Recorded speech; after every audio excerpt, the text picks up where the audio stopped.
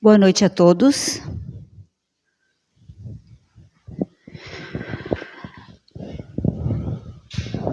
Sejam todos bem-vindos à nossa casa de oração. Para iniciarmos então os trabalhos dessa noite, eu convido a todos para que se coloquem em posição confortável,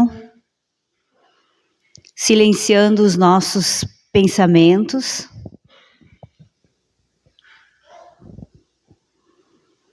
E elevando a Deus os nossos pensamentos, a Jesus, agradecendo o auxílio da espiritualidade amiga e rogando que abençoe esse ambiente, envolvendo a todos nós em energias de amor e de paz.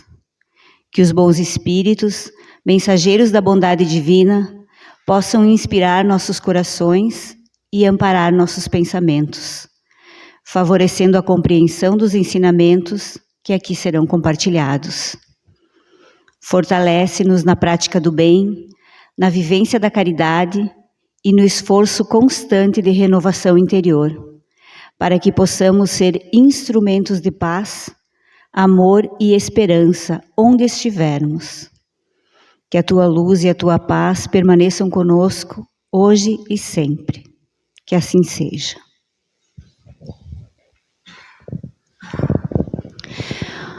Hoje, então, nós vamos refletir sobre uma advertência de Jesus registrada nos evangelhos de Mateus e de Lucas, que fazem referência à porta estreita. Kardec também dedica uma parte do capítulo 18 do Evangelho segundo o Espiritismo, quando no item 3, ele também vai falar sobre esse tema, a porta estreita, que é o tema que nós escolhemos para a nossa reflexão nessa noite. E a doutrina espírita nos convida a olhar o Evangelho não com olhos de medo, mas sim com olhos de responsabilidade. E é com esse propósito que nós iniciamos a reflexão desta noite. Nós vamos iniciar, então, pelo Evangelho de Mateus, lá no capítulo 7, nos versículos 13 e 14, onde ele diz: Entrai pela porta estreita, porque larga é a porta, e espaçoso o caminho que conduz à perdição, e muitos são os que entram por ela. E porque estreita é a porta, e apertado o caminho que leva à vida, e poucos há que a encontrem.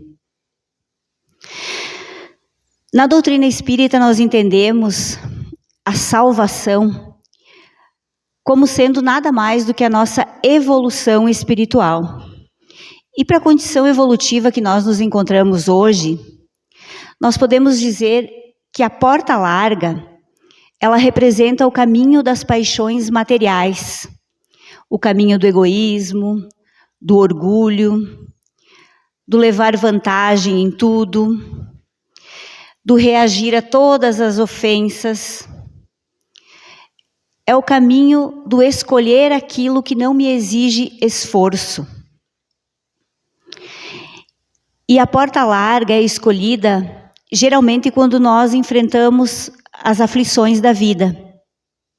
Ao invés de fazermos o embate, geralmente nós procuramos fugir daquela dor. E escolhemos, então, os caminhos mais fáceis. O caminho da facilidade, da felicidade momentânea. Já a porta estreita, ela é, a princípio, o caminho mais difícil.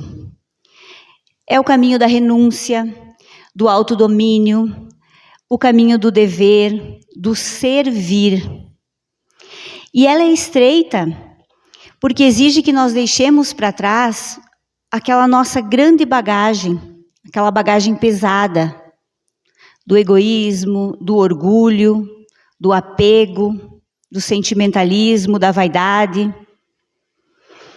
dos nossos milindres.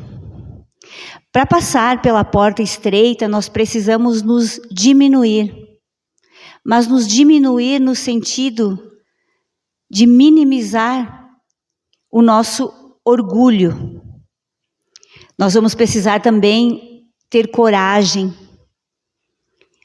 e muito autoconhecimento para que a gente possa enfrentar a passagem pela porta estreita. E tem uma fábula que traduz de uma maneira linda o caminho da porta estreita, que é a fábula do peixinho vermelho. E ela conta que lá em um laguinho vivia uma comunidade de peixes.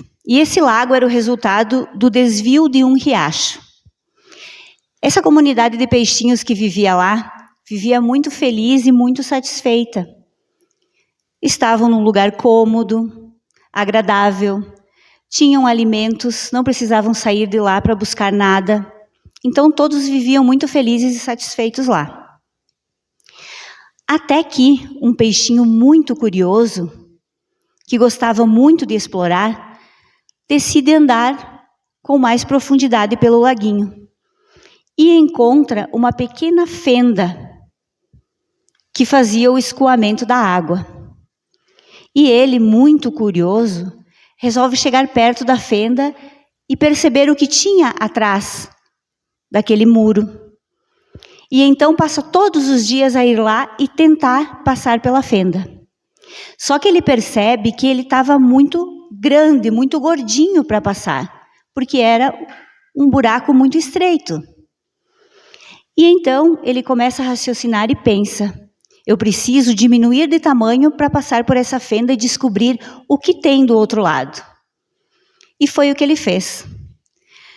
Durante meses ele se obrigou a fazer um regime, diminuiu a ingestão de comida para que ele ficasse mais magrinho e pudesse transpor aquela pequena fenda.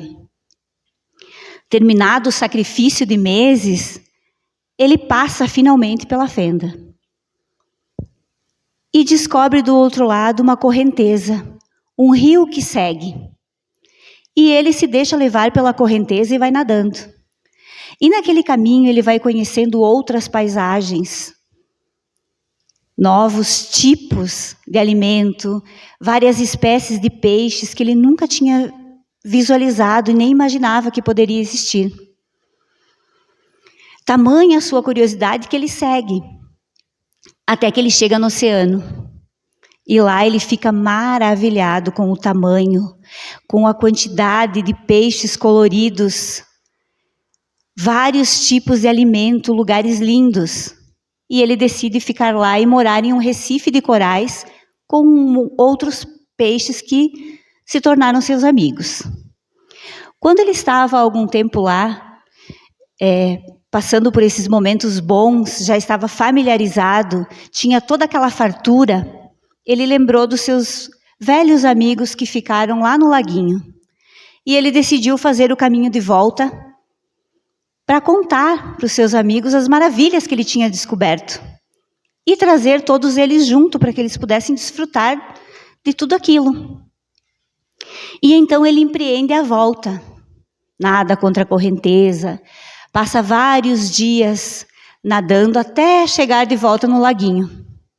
Quando ele chega, encontra os seus amigos e conta maravilhado tudo que ele conheceu, tudo que ele viu, que ele experienciou. E convida eles para que voltem com ele para o oceano e conheçam esse recife de corais lindos onde ele morava. Só que a maioria dos seus amigos não acredita no que ele fala. Duvidam dele, riem dele e dizem que ele deve estar louco, que não deve existir um lugar assim tão maravilhoso fora dali.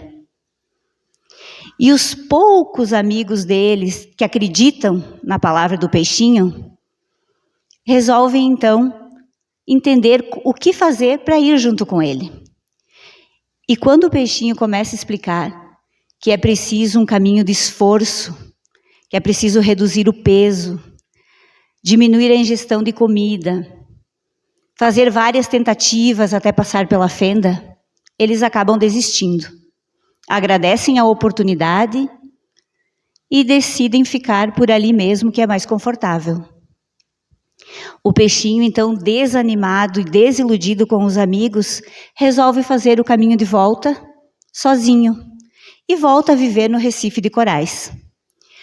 Um tempo depois, ele fica sabendo que houve uma grande seca e o nível dos rios diminuiu. E aquele laguinho foi totalmente secado. E todos aqueles seus amigos, aqueles que riram dele e aqueles que se sentiram com preguiça de passar pelo esforço de transpor a fenda, acabaram todos mortos no meio da lama. Então, o peixinho desolado agradece a oportunidade de ter tido coragem para transpor a fenda, que foi a sua salvação, e poder ter conhecido as maravilhas daquele mundo que ele nem imaginava. Então, essa fábula ilustra com clareza, primeiro, o poder das nossas escolhas, porque todos ali puderam escolher entre ir ou ficar. Depois, a persistência, a resignação e a fé. A fé da gente acreditar que existe um lugar maravilhoso, um mundo cheio de esplendor, tal qual o Cristo nos antevia. E a fábula do peixinho também vai falar da porta estreita, no sentido mais fiel da palavra, pelo esforço que o peixinho fez para transpor a fenda. Aquela era a porta estreita que levou ele para um outro mundo, que levou ele para a salvação. E também fala que para nós atingirmos o outro lado, a evolução, a iluminação do Espírito, nós precisamos passar também pelo esforço. Não vai ser só alegrias. Vão haver tristezas, desafios. Mas o que fica aqui é a coragem, a persistência e a fé de não desistir. E o que nos impede de enxergar, às vezes, como os outros peixinhos, o que existe além da fenda, talvez seja esse nosso grande apego às coisas materiais e a insistência em permanecer no comodismo, em não querer nos movimentar.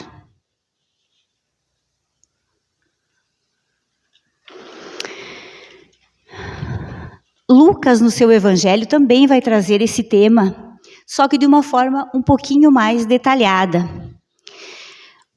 Quando ele diz: alguém lhe perguntou: Senhor, serão poucos os salvos? Ele lhes disse: esforcem-se para entrar pela porta estreita, porque eu digo a vocês que muitos tentarão entrar e não conseguirão. Quando o dono da casa se levantar e fechar a porta, vocês ficarão do lado de fora, batendo e pedindo: Senhor, abre-nos a porta. Ele, porém, responderá: não os conheço, nem sei de onde vocês são. Então vocês dirão: comemos e bebemos contigo e ensinaste nas nossas ruas. Ele, porém, responderá: não os conheço, nem sei de onde vocês são. Afastem-se de mim todos vocês que praticam a injustiça. Ali haverá choro e ranger de dentes, quando vocês virem Abraão, Isaque, Jacó e todos os profetas no reino de Deus. Mas vocês excluídos. Pessoas virão do Oriente e do Ocidente, do Norte e do Sul, e se sentarão à mesa do reino de Deus. De fato, há últimos que serão primeiros e há primeiros que serão últimos. Então aqui Lucas vai nos falar num contexto maior. Ele vai abordar então as consequências daqueles que durante a vida andaram apenas pela porta larga. E aqui, se nós trouxermos para os ensinamentos da doutrina espírita, nós vamos lembrar que Jesus, quando estava aqui na Terra, ele combatia muito o comportamento dos fariseus. Os fariseus eram aqueles que rezavam em praça pública, que falavam alto, que utilizavam muitos rituais para fazer as suas orações. E o Cristo tinha uma ideia um pouco diferente deles com relação à fé. Jesus pregava que o importante era aquilo que vinha de dentro, dos nossos corações, e não aquilo que a nossa boca falava. Então, o Pai sempre conheceu o que há dentro de nós e sempre entendeu que o importante são os nossos sentimentos, os nossos pensamentos e as atitudes que exteriorizam aquilo que nós guardamos dentro de nós. Então Jesus nos conhece intimamente e para Ele o que importa é aquilo que nós trazemos no nosso íntimo. Quando Ele fala nesta parábola sobre o dono da casa fechar a porta e nós ficarmos do lado de fora, Ele se refere a quando finalizar a nossa existência terrena. E nós nos dermos conta de não termos aproveitado todas as oportunidades que tivemos para fazer o bem. E aí nós sentiremos o arrependimento do tempo desperdiçado. E aí nós vamos nos justificar dizendo: comemos e bebemos contigo e ensinaste nas nossas ruas. Ou seja, eu conheci, Senhor, a tua palavra. Eu trabalhei na minha comunidade, eu fui na missa, eu fui no culto, eu trabalhei na evangelização. E como agora eu não posso entrar no reino dos céus? E Ele nos dirá: não os conheço nem sei de onde vocês são. Afastem-se de mim todos os que praticam a injustiça. Ele quer dizer: eu não conheço as suas manifestações superficiais. Eu não reconheço as pessoas que não levam para suas atitudes a palavra do meu Pai. As pessoas que vivem de forma superficial. Então Jesus, Ele só reconhece aquilo que realmente nós somos. E aqui Ele fala da exteriorização das manifestações sem sentir de verdade, sem ser de verdade. E Cristo, o ensinamento do Cristo, ele é claro: amar e fazer o bem. E para que a gente possa amar e fazer o bem, é preciso que a gente faça boas escolhas. E nessas boas escolhas, até algumas grandes renúncias, talvez. E quando ele fala, então, no pranto e ranger de dentes, ele se refere ao arrependimento que a nossa própria consciência vai assinalar pelo tempo perdido, pelas oportunidades que nós perdemos em não termos feito aquilo que poderíamos ter feito de bom. E ele vai finalizar dizendo: pessoas virão do Oriente, do Ocidente, do Norte e do Sul e sentarão à mesa no reino de Deus.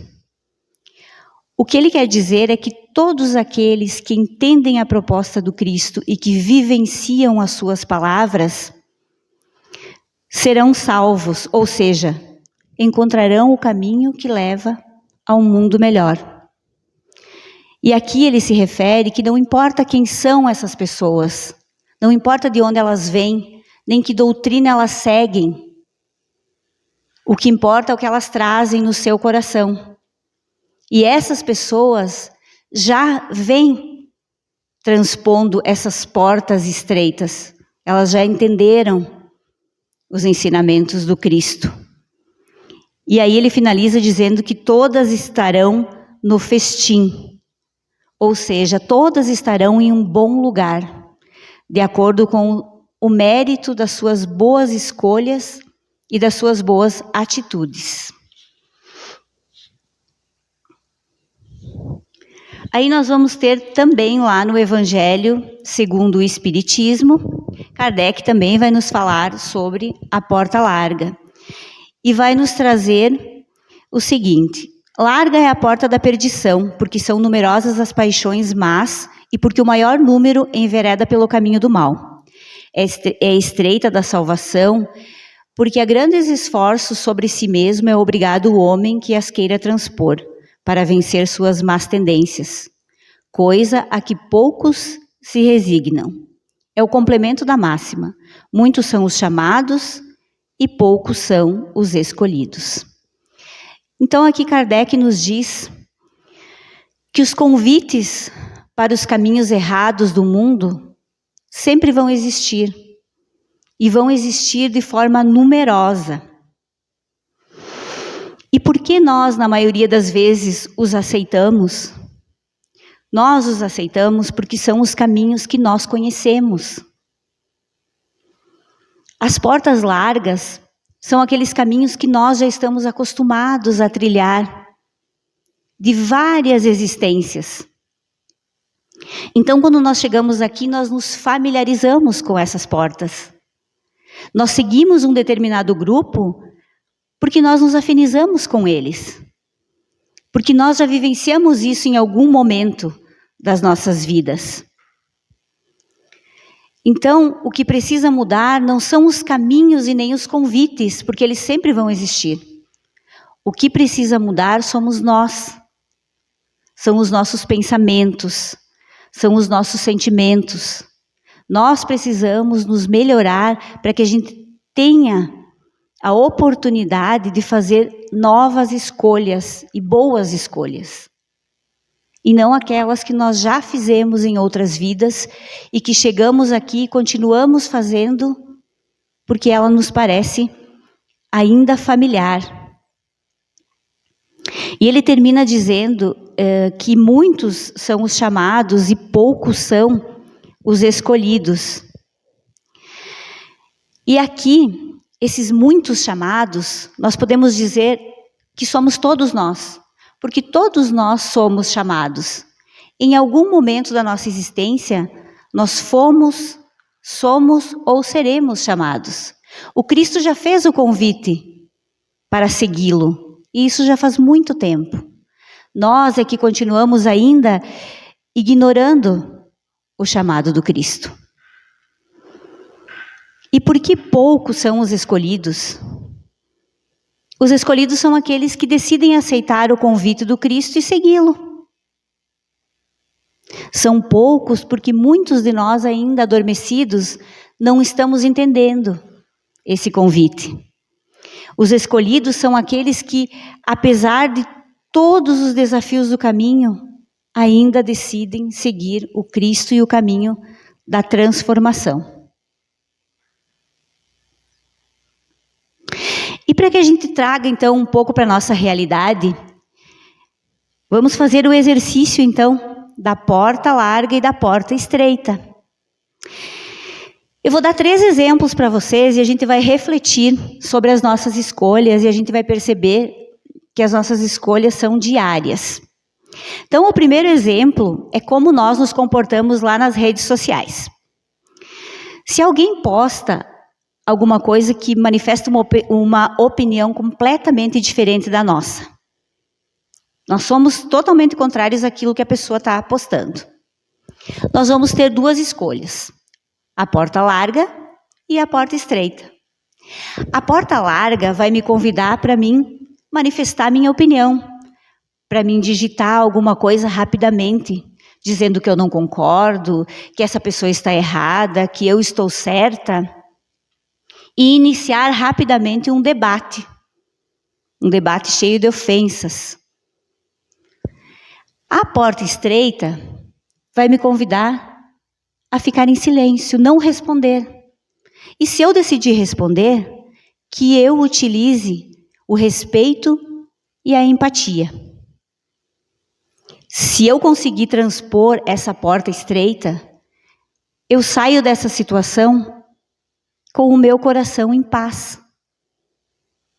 Porque eu não revidei a ofensa. Porque eu não decidi impor o meu ponto de vista. Então, a porta estreita me mantém na paz. Um outro exemplo é quando o caixa do supermercado me dá o troco errado. Ao invés de R$10, ele me devolveu R$100. A porta larga me convida a dizer: azar o dele, ele que fez a conta errada. Eu vou fazer de conta que ele não me deu esse dinheiro a mais, estou indo, tchau. Tudo de bom. A porta estreita me convida a imediatamente acusar o erro dele e dizer: você se enganou, eu vou te devolver, esse dinheiro não é meu. Mesmo que eu tenha vontade de ficar com aquilo que não é meu. Então, o meu desafio, a minha porta estreita, é entender que eu preciso fazer o que é certo. E se eu transpor essa porta, eu vou entender que eu, dentro de mim, já desenvolvi uma virtude, que é a honestidade. E eu saio dessa porta estreita fortalecida e feliz, porque eu estou evoluindo. E o terceiro exemplo é aquela discussão que acontece no ambiente familiar. Quando a gente discute lá com o nosso parente por divergências de opinião. A porta larga me convida no momento a revidar. A dizer, quem és tu para falar de mim assim? Você não tem esse direito. E se possível, eu ainda vou apontar o dedo. E no final me sair de vítima. Foi ele que começou. Não fui eu que provoquei tudo isso. A porta estreita vai me pedir para mim exercitar a indulgência com as imperfeições do outro. E vai me chamar a exercitar o perdão. A entender que ele estava errado naquele momento. Que amanhã eu posso estar errada e ele também vai me perdoar. Então, se eu sair dessa porta estreita, eu vou sair mais forte. Porque eu exerci a humildade e consegui perdoar. Então, esses são apenas 3 pequenos exemplos das portas largas e estreitas na nossa vida. Então, vejam que não são grandes acontecimentos, não são grandes escolhas, a gente não tem que fazer grandes coisas para escolher entre as portas ou os caminhos. São pequenas escolhas do dia a dia. E Emmanuel, lá no livro Vinha de Luz, traz também um texto intitulado A Porta Estreita, e ele vai nos dizer assim: antes da reencarnação necessária ao progresso, a alma estima na porta estreita a sua oportunidade gloriosa nos círculos carnais. Reconhece a necessidade do sofrimento purificador, anseia pelo sacrifício que redime, exalta o obstáculo que ensina, compreende a dificuldade que enriquece a mente e não pede outra coisa que não seja a lição, nem espera senão a luz do entendimento que o elevará nos caminhos infinitos da vida. Obtém o vaso frágil da carne, em que se mergulha para o serviço da retificação e aperfeiçoamento, reconquistando, porém, a oportunidade da existência terrestre. Volta a procurar as portas largas por onde transitam as multidões. E aí ele segue. Esse texto do Emmanuel, ele é bem extenso. Mas ele quer nos dizer que antes de nós reencarnarmos, ele utiliza a expressão somos almas valentes. Então, a gente, antes de reencarnar, se propõe a vir aqui e brilhar, fazer acontecer, consertar tudo que está errado, não deixar nada pendente para a próxima encarnação. Então, a gente vem com todo o gás. E aí, lá na nossa programação reencarnatória, às vezes nós podemos auxiliar a fazê-la e às vezes não. Mas os espíritos que nos auxiliam a fazer essa programação, eles sabem, eles nos conhecem, eles sabem o que nós podemos suportar e o que nós ainda não estamos preparados. Então, as portas estreitas virão na medida daquilo que nós já suportamos. E Emmanuel prossegue dizendo que quando nós chegamos aqui, nós acabamos esquecendo todos os compromissos que nós assumimos na espiritualidade. E aí, como de costume, nós já chegamos procurando o caminho mais fácil, as portas largas da vida. Nós esquecemos tudo aquilo que a gente se propôs a fazer lá no plano espiritual. Porque as tentações da vida material são muitas. As facilidades são imensas. Então a gente não chega aqui e esquece tudo. Não quer mais o desafio. E aquelas portas estreitas que nós rogamos lá antes de reencarnar, continuam ali, esperando para que a gente vá e acesse elas. E o que a gente faz? Quando nós somos visitados pela dor e pelo sofrimento, aí seria a nossa oportunidade de entrar por aquela porta e transpor as nossas dificuldades. E o que a gente faz? A gente reclama, a gente bate o pé, fica chateado, barganha com Deus, dizendo: se eu me curar, eu me transformo. Mas se eu não me curar, então eu não vou me transformar.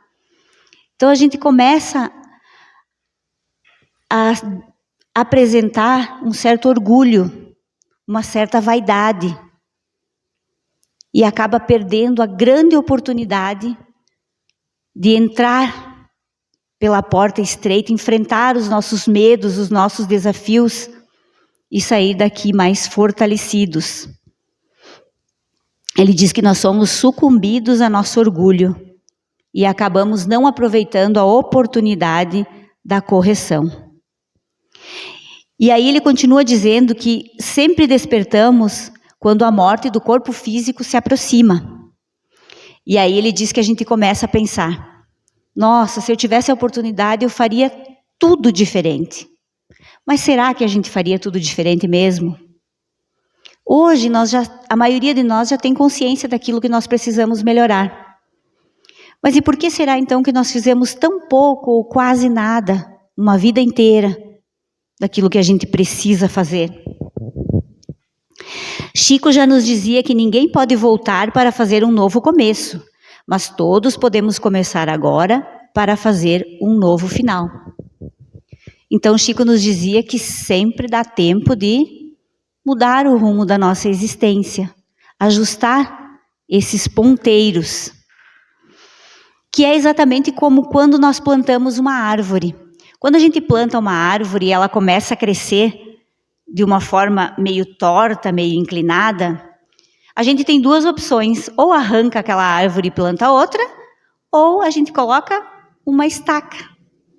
Prende a árvore com um barbantinho àquela estaca, até que a árvore vá entrando naquela retidão da estaca.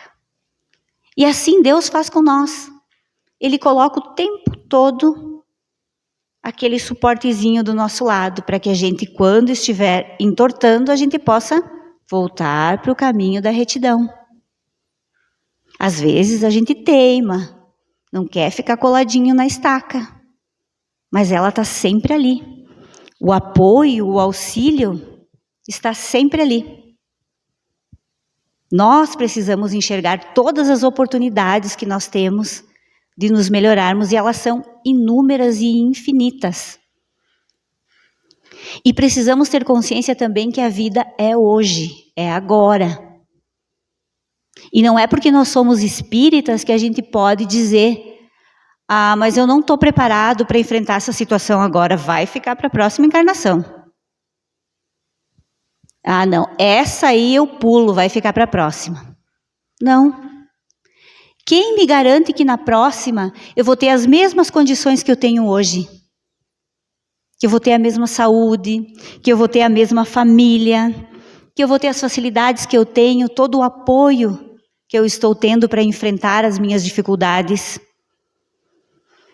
Então as portas estreitas nos conduzirão a situações espirituais melhores do que a que nós estamos hoje. Porque como eu estou hoje é o resultado de todas as portas que eu venho trilhando. Estreitas, largas. Eu estou aqui e sou hoje o que eu sou pelas portas que eu decidi abrir e os caminhos que eu decidi trilhar. Mas se eu tenho a consciência hoje que eu preciso me melhorar, eu preciso abrir outras portas. Mais portas estreitas e menos portas largas, para que eu possa evoluir de verdade.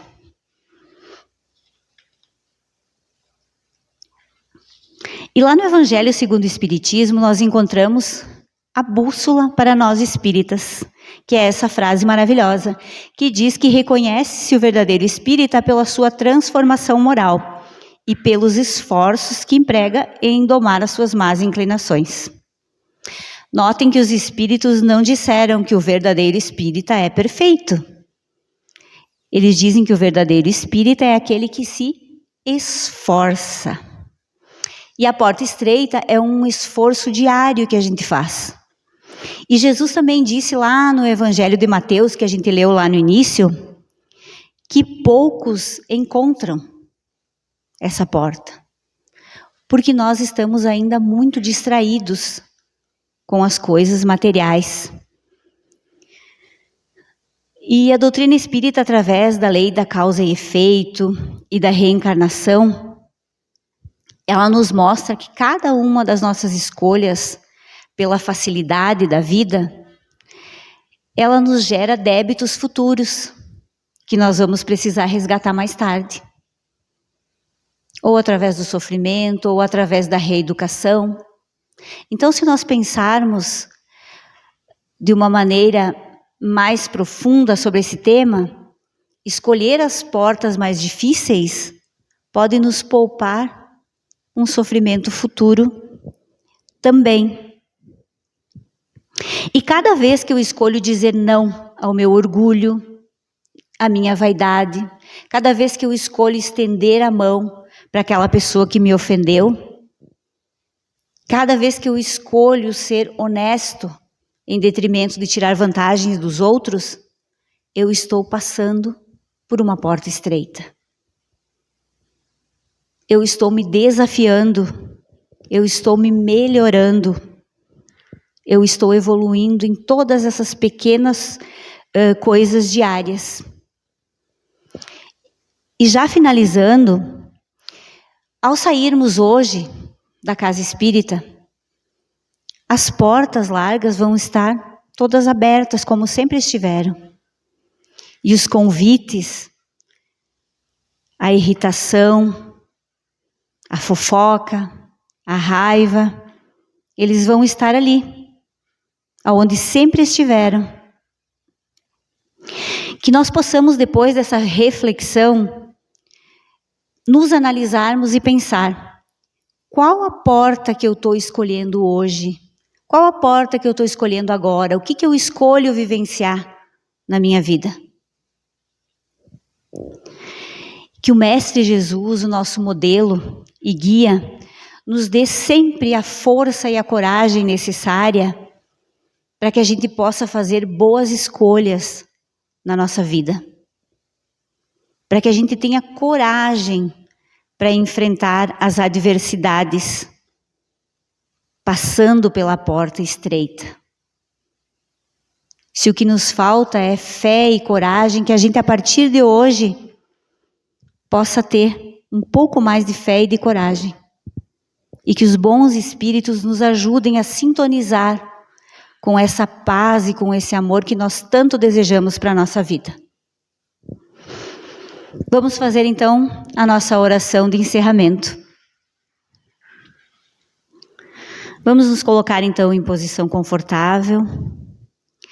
E nesse momento de paz e serenidade, elevemos os nossos pensamentos a Deus, nosso Pai, de infinita bondade e amor, agradecendo a oportunidade desse encontro, pedindo que a luz do Evangelho permaneça acesa em nossas consciências, nos fortalecendo na prática do bem, na compreensão das dificuldades que surgirem no nosso caminho e no cultivo da paz. Que possamos levar para os nossos lares a paz do Cristo e que ela se transforme em atitudes de amor junto àqueles que convivem conosco. Pedimos o amparo para os enfermos do corpo e da alma, auxílio para os que sofrem, para os que se encontram desanimados ou aflitos, e para todos os que necessitam de conforto e renovação. Que os bons espíritos nos acompanhem em nossos caminhos, nos auxiliando a vencer as nossas imperfeições e a caminhar com fé, coragem e confiança nos desígnios divinos. Que a paz do Cristo envolva cada coração aqui presente hoje e sempre. Que assim seja.